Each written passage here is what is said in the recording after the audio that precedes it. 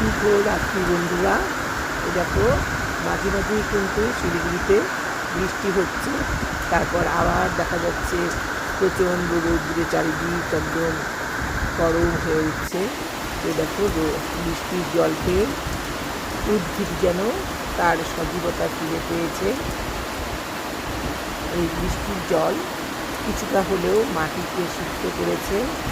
এই বৃষ্টির জলে আশেপাশের নোংরা ধুয়ে কিছুটা হলেও পরিষ্কার হয়েছে।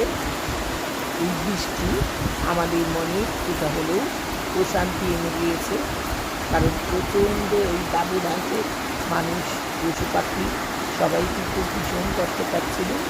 এই বৃষ্টি যেন তাদের মধ্যে নতুন করে প্রাণের সঞ্চার ঘটালো।